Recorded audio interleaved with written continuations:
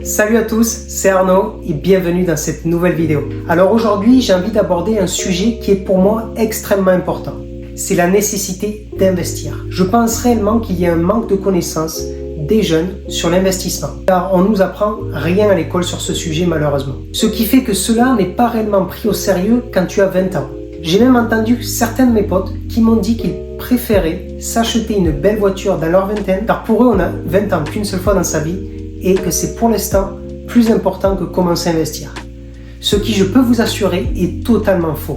J'ai commencé à investir à 22 ans en immobilier et en bourse, et maintenant à 29 ans, j'ai créé plus de 200 000 euros de richesse grâce à mes investissements. Et ça, ce n'est absolument rien comparé à tout ce que vous pouvez voir des gros influenceurs et des entrepreneurs sur YouTube. Dans cette vidéo, je vais vous expliquer les étapes pour commencer à investir, qu'est-ce qui se passe pour votre argent sur le long terme si vous n'investissez pas et ce que vous pouvez faire dès maintenant pour commencer à investir. Ensuite, j'aborderai spécifiquement pour l'investissement en actions sur les marchés financiers.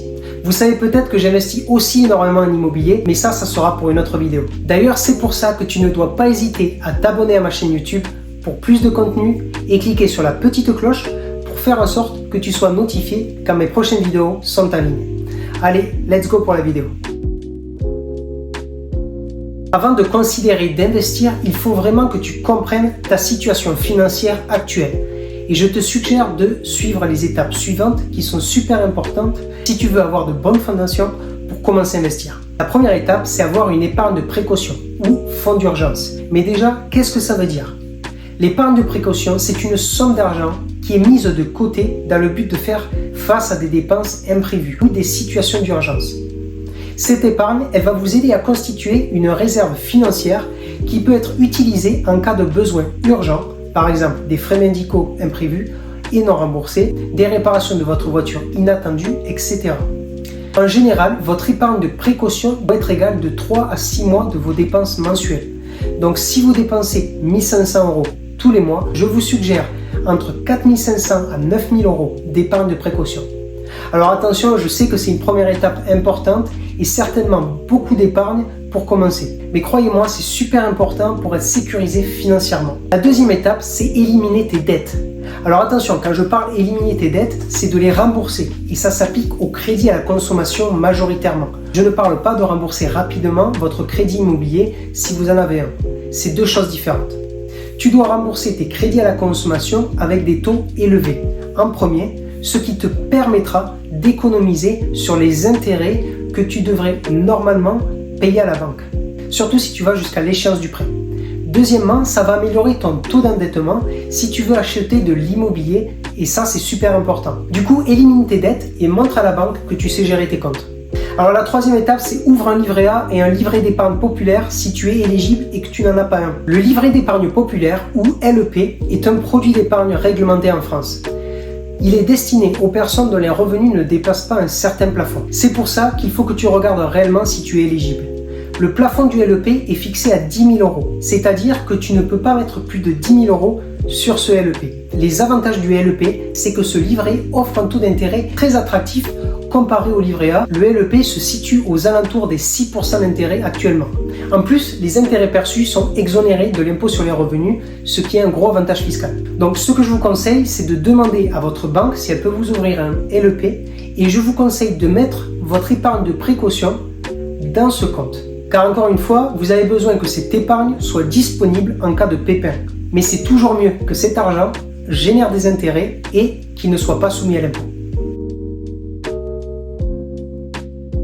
Alors la partie 2, c'est qu'est-ce qu'il se passe avec mon épargne si je n'investis pas. Alors si tu as étudié l'économie à l'école, tu sais que ton argent perd de sa valeur année après année si tu n'investis pas et ça c'est à cause de ce qu'on appelle l'inflation. L'inflation est en général autour de 2% par an. Ces dernières années, ça a été plus aux alentours des 6 à 7% par an, mais en général et en moyenne, c'est aux alentours de 2%. Ce qui veut dire que tous les ans, les choses que vous achetez coûtent 2% plus cher que l'année précédente. Par exemple, aux États-Unis en 1970, un café coûtait 25 centimes, mais en 2019, le même café en valait 1,59 $. Et ça, c'est tout simplement le résultat de l'inflation. Soyons concrets. Admettons que tu as 1 000 euros dans tes mains aujourd'hui et que tu décides de le mettre sous le matelas et de ne pas y toucher pendant les 10 prochaines années. Dans 10 ans, tes 1000 euros ne vaudront plus 1000 euros car le coût de la vie aura augmenté de 2% tous les ans. Et donc la valeur de ton argent aura baissé. Donc si tu mets 1000 euros sous ton matelas et tu n'y touches pas pendant 10 ans, tu perdras de l'argent année après année. Et même si tu mets ton argent dans un livret A, ton argent perd de la valeur car actuellement le livret A donne 3% d'intérêt annuel, mais l'inflation est toujours à 6%. Donc il est crucial d'investir ton argent. Alors pour cette partie 3, je veux casser les croyances et faire comprendre à tous ceux qui sont intéressés à investir qu'il n'y a pas de meilleur moment pour commencer à investir et il n'y a pas besoin d'avoir un montant particulier. La première chose, quand est-ce qu'il faut commencer à investir? Le meilleur moment de commencer à investir, c'est maintenant. Si tu attends, tu ne bénéficieras pas des intérêts composés et tu perdras de l'argent tous les ans. Après, vous allez me dire, mais s'il y a une crise, est-ce qu'il faut qu'on attende car on va perdre de l'argent? Dites-vous juste une chose, vous perdrez de l'argent juste, et je dis bien juste, si vous vendez vos actions pendant une crise où les prix de vos actions sont au plus bas. Si vous ne vendez pas, votre portefeuille repartira en hausse après la crise. J'avais par exemple acheté plusieurs actions d'Amazon en 2022, avant que le marché subisse une forte correction. Je suis passé à moins de 2500 euros sur mes actions Amazon. Cependant, j'ai attendu car je pense que Amazon est une entreprise qui sera encore plus grosse dans 10 ans et que cette crise ne va pas l'impacter. Aujourd'hui, on est fin 2023 et je suis positif de plus de 1000 euros sur ces actions Amazon. N'aie pas peur de commencer à investir maintenant et tous les mois pour que dans 10 ans, tu t'aperçois que ton portefeuille a vraiment grossi. Et surtout, ne sois pas émotionnel. Pendant les crises et les périodes de bear market, les marchés en baisse. Je t'expliquerai dans la dernière partie quel type d'investissement je fais et ce qui est pour moi le plus safe. Alors maintenant, combien d'argent as-tu besoin pour commencer à investir? Alors je comprends beaucoup de personnes se demandent combien d'argent il faut réellement pour commencer à investir. Surtout si tu commences à travailler ou si tu es encore étudiant et que tu n'as pas beaucoup d'argent. Et la réponse ici, c'est assez facile. Commence avec ce que tu peux commencer. Par exemple, pas mal d'applications comme eToro et même sur des banques en ligne comme Revolut, ces plateformes vous permettent de commencer à investir avec 100 euros, 50 euros, voire même 10 euros. Ça peut dépendre du broker, mais tu peux vraiment trouver et commencer à investir avec juste 10 euros. La règle ici, c'est que plus tôt tu commences, le plus tôt tu auras des retours sur investissement et la valeur de ton investissement va grossir, mais surtout, et même si tu commences à investir juste qu'avec 10 euros, cela va devenir une habitude, ce qui est super important.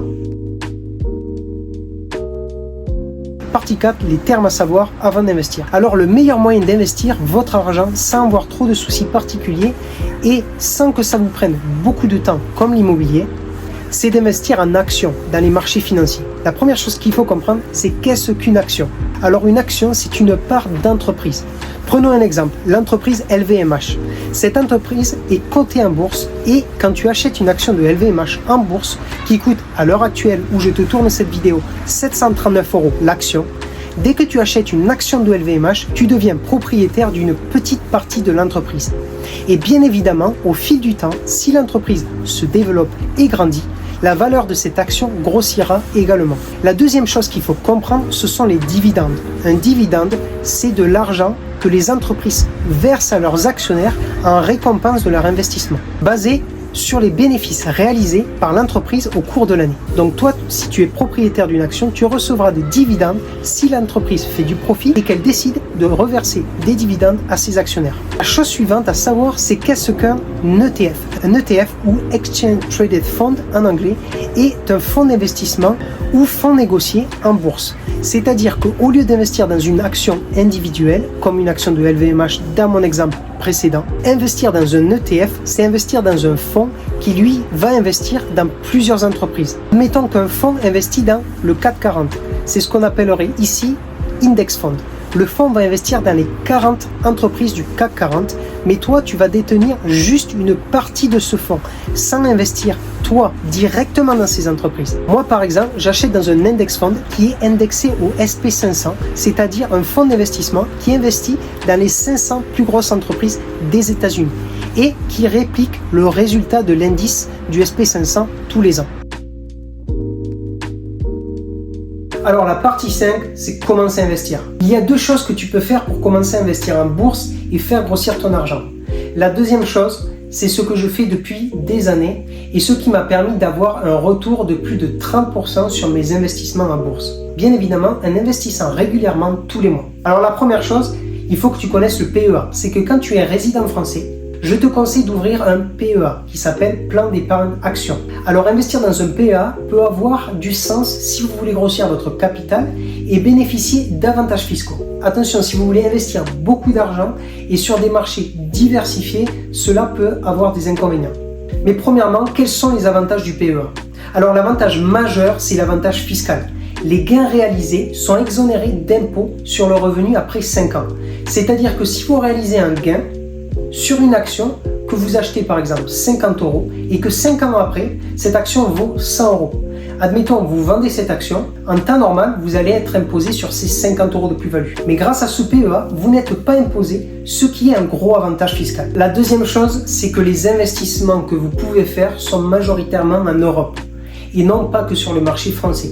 Cela vous donne la possibilité de diversifier vos placements sur le marché européen et évidemment réduire certains risques. Et le dernier avantage, c'est au niveau de la transmission. En cas de décès, le PEA peut être transmis aux héritiers et donne certains avantages fiscaux. Encore une fois, renseignez-vous bien sur ce cas précis. Maintenant, quels sont les inconvénients du PEA? Alors la première chose, c'est que les conditions sont assez strictes. Certaines règles, comme la durée minimale de détention, doivent être absolument respectées, surtout si vous comptez bénéficier de l'avantage fiscal. La deuxième chose, les limitations géographiques. Les investissements sont principalement axés sur les marchés financiers européens et pas sur les marchés américains, surtout si vous voulez investir dans des index funds aux États-Unis.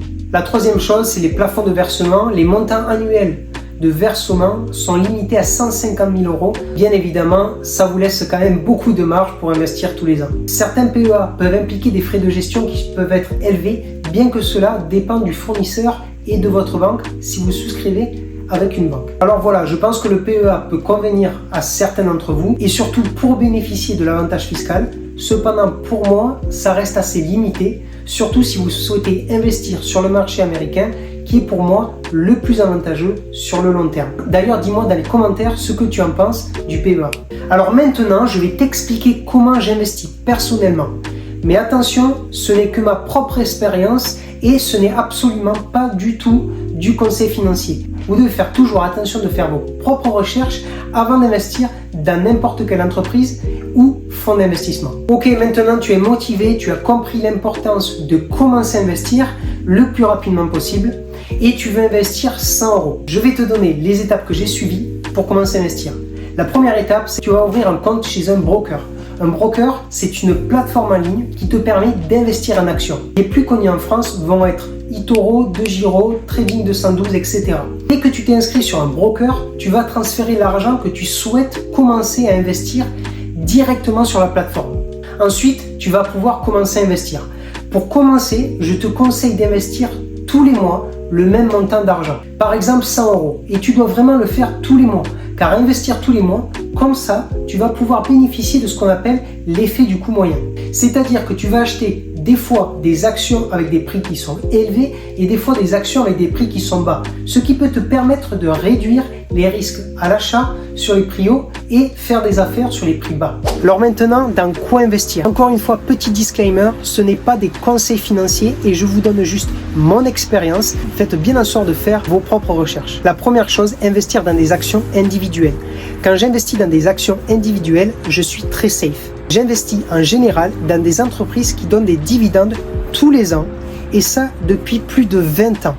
Cela montre que l'entreprise a toujours généré des profits et que les risques de perdre de l'argent sont minimes. Un exemple connu, c'est Coca-Cola, qui est l'action préférée de Warren Buffett. En suivant, j'investis également dans d'autres actions individuelles plus risquées qui sont dans la tech, comme Amazon, Apple ou Nvidia. La deuxième chose, et ça c'est ce que je conseille de faire, c'est d'investir dans des index funds ou des ETF.